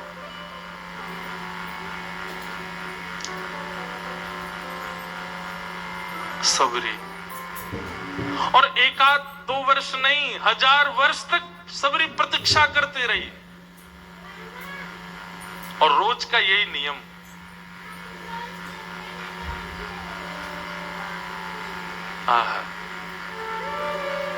लेकिन ऐसा नहीं कि प्रतीक्षा के कारण ठाकुर जी को कभी कोसा हो सबरी ने, रोज आनंदित होती। एक पद गाते हैं हमारे अष्ट सखा, पलकन सोमग झाड़ू मेरी पलकन सोमग झाड़ू, जामग मेरो गिरधर आवे, तन मन यौवन वारू, मेरी पलकन सोमग झाड़ू। प्रतीक्षात्मक भक्ति। और बंधुओं, प्रतीक्षात्मक भक्ति में एक और बात बताएं, जिसकी हम प्रतीक्षा कर रहे हैं, ऐसा नहीं कि जितना समय हमने प्रतीक्षा की वो उतना समय रुकेगा, वो रुकेगा 2 मिनट ही आपके सामने। अब हमारे गिरधर लाल जी की प्रतीक्षा अप्रैल से कर रहे कुछ परिवार यहाँ के। अप्रैल से और अभी नवंबर तक कितने महीने हो गए? 8 है, 8वां महीना चल रहा है। लेकिन लाल जी अभी 2 दिन तो हो गए, 2 दिन में चले जाएंगे। महीने की प्रतीक्षा, लेकिन दर्शन केवल 4 ही दिन के मिले हैं ठाकुर जी के। जरूरी नहीं है जितना लंबा समय तुमने प्रतीक्षा की उतनी देर के लिए ठाकुर जी आए। ठाकुर जी तो बहुत कम समय के लिए ही आएंगे। तो प्रतीक्षात्मक भक्ति जो है ये भी एक तपस्या से कम नहीं है। मीरा भाई आज बड़ी दुखी है, जन्माष्टमी का दिन, बोले 10 वर्ष तो हो गए मुझे प्रतीक्षा करते करते, ये आ ही नहीं रहे। आज सखियों ने कहा पता नहीं क्यों मीरा भाई ऐसा लगता आज आएंगे। अच्छा, ये सखियां भी इसलिए बोल देती थी ताकि मीरा भाई थोड़ी प्रसन्न हो जाए। सखियों ने कहा आज आएंगे। आहा, जैसे सुना आज आएंगे, मीरा बाई को विश्वास हो गया दृढ़, आज तो आएंगे ही आएंगे। सखियों को आज्ञा की, सुनो माँ के पास जाओ और माँ से सुंदर वाले गहने निकलवा के लाओ। तुम भामा के पास जाओ, उनसे जाकर के बढ़िया वस्त्र लेकर के आओ। तुम दूधा जी के पास जाओ, उन्होंने मेरे लिए सुंदर सुंदर आभूषण बनवाए थे मेरे जन्मदिन के लिए, वो उनसे मांग लाओ। और सुनो, उसको बुलाओ, वो मेरे केश सवार दे, उसको बुलाओ, वो मेरा श्रृंगार कर दे। ये शब्द पहले कभी मीरा बाई के कक्ष में प्रकट नहीं हुए। आज जो मीरा बाई कह रही है अपने श्रृंगार के लिए, सुन करके सब बड़े आनंदित। पहली बार मीराबाई के चित्त में ये भावना आई कि मेरा श्रृंगार करो, रत्न लाओ, आभूषण लाओ, वस्त्र लाओ। अब सखियां भी जा जा करके जब कहती हैं सुनिए वो आभूषण दे दीजिए, मीराबाई का श्रृंगार करना है। बोले क्या, किसका श्रृंगार? बोले मीरा का। अच्छा, आपको पता मीराबाई क्या करती हैं? कोयला होता है ना, कोयला, माँ और भामा, बड़ी माँ, ये सब लोग कोसते रहते हैं मीरा थोड़ा सज के रहा करो, थोड़ा सवर के रहा करो। सुंदर तो वो है ही, लेकिन फिर भी कहती थोड़ा केश संभाल के रहा करो, थोड़ा थोड़ा सज के रहा करो, समर के रहा करो, राजघराने की पुत्री जैसी दिखनी चाहिए। तो मीराबाई क्या करती, एकांत में जाती, कोयला लेती, कोयला घिसती, और वो जब चूरन बन जाता ना तो उसी से ऐसे अपने गालों पे लगा लेती, नाक पे लगा लेती, ऊपर लगा लेती, यहाँ कर लेती, और यहाँ करके बढ़िया बीच में तिलक लगा के फिर उस पर चंदन पोत के फिर आती। माँ बोलती क्या किया ये तूने? बोले आप कह रही थी ऐसी दिखो जिससे मैं राजघराने की दिखूं, पर मेरे मन में आता मैं ऐसी दिखूं जिससे मैं गिरधर की लगूं। मेरा गिरधर भी तो ऐसा है, या हमारे में ऐसी ऐसी घूमूं। तो कारा कारा पूरा वो कोयला घिस करके पूरे मुंह पे पोत के घूमती थी मीराबाई। पर आज जब पूरे रानीवास में खबर फैली कि मीरा अपना श्रृंगार करना चाहती है, सब आश्चर्यचकित हो गए। सब लोग आज मीराबाई के कक्ष में आकर के देख रहे हैं, और आज प्रथम बार मीराबाई ने 16 श्रृंगार किए। रूप लावण्य क्या कहें, आज तो ऐसा लग रहा है मानो लक्ष्मी भी आकर के मीरा की बलैया लेकर के जाए, इतनी सुंदर। सखियां आपस में मन में विचार करती हैं, किसी को रूप मिल जाता है तो 24 घंटे उसको सजाने संवारने में लगा रहता है, लेकिन मीरा को देखो कितना सुंदर रूप ठाकुर जी ने दिया कि आज श्रृंगार करने के बाद में भी मानो ऐसा लग रहा है। श्रृंगार एक तो होता है बंधुओं, श्रृंगार से हमारा रूप निरखे, और एक होता है कि श्रृंगार धारण करके हम श्रृंगार की शोभा बढ़ा दें। मीराबाई का रूप ऐसा है, वैष्णवों का, भक्तों का रूप ऐसा ही होता है बंधुओं। वो श्रृंगार करते हैं तो उससे सुंदर नहीं लगते, वो श्रृंगार करते हैं तो श्रृंगार की शोभा बढ़ती है। वैष्णव कोई आभूषण गले में पहन ले तो आभूषण से उनका रूप नहीं रखता। वैष्णव आभूषण पहन ले तो आभूषण की शोभा बढ़ जाती है कि वैष्णव ने पहना। जैसे हमारे वृंदावन में आके आप देखो, बिहारी जी, राधा वल्लभ जी, राधा रमन जी, तो वहां के गोस्वामी परिवार जो ठाकुर जी की सेवा करते हैं ना, वे जब भी अपने घर की बेटी, पत्नी, किसी के लिए भी सुंदर आभूषण बनवाते हैं तो पहले ठाकुर जी को पहनाते हैं। ठाकुर जी को धारण कराते ही आभूषण की शोभा बढ़ती है। आभूषण के बिना ठाकुर जी शोभायमान है ही, वो तो आभूषण की शोभा बढ़ती है ठाकुर जी को धारण कराने से। आज मीराबाई के सौंदर्य को देख करके कोई ये नहीं कह रहा कि मीरा तू बहुत सुंदर लग रही है। सब ये कह रहे हैं कि इस वस्त्र का सौभाग्य, इस आभूषण का सौभाग्य, इन कड़ूलों का सौभाग्य, इन पाजेबों का सौभाग्य कि मीरा के तन पर आए। सब मोहित हो गए आज तो मीराबाई के रूप को देख करके। इतनी सुंदर मीराबाई, क्योंकि मीराबाई के चित्त में किसी को रिझाने की भावना नहीं है ना, वो तो गिरधर के लिए सजती हैं। आज वो इसलिए सजी हैं क्योंकि एक सखी ने कहा है कि आज ठाकुर जी आएंगे जन्माष्टमी। सज सवर के मीराबाई जैसे ही दूधा जी के सामने गई, दूधा जी तो रो पड़े मीराबाई को देख के। इतनी प्यारी, इतनी सुंदर लगी मीराबाई। आज अपना 16 श्रृंगार करके पूरे नगर में घूम रही हैं, सारी तैयारियां कर रही हैं। और एक संत आए हुए थे मेड़ता में, उन्होंने मीराबाई से कहा कि शाम को जन्माष्टमी से पहले कीर्तन होगा, मीरा तुम आकर के कीर्तन में कुछ गाना। अब मीराबाई तो मन में सोचने लगी कि मुझे तो आज अपने गिरधर के पास रहना है क्योंकि आज वो आएंगे, लेकिन संत आज्ञा हो गई तो काटू कैसे। तो मीराबाई गई, पहले तो चार भुजानाथ जी के सामने एक पद गाया।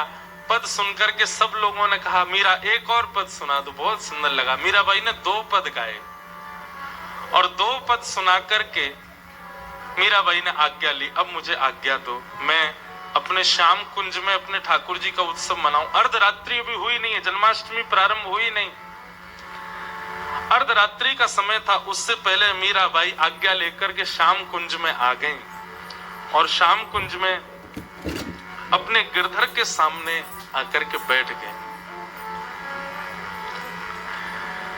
सामने बैठकर के मीराबाई ने हाथ में वीणा तो ले रखी थी, हाथ में सुंदर झंकार स्वरों की करती जा रही थी। करते करते करते करते आहा, इतने में ही शंखनाद होने लगे, ढोल बजने लगे, नगाड़े बजने लगे। अर्धरात्रि का समय हो गया, जन्माष्टमी प्रारंभ हो गई। बोलो कृष्ण कन्हैया लाल की जय, बाल कृष्ण लाल की जय।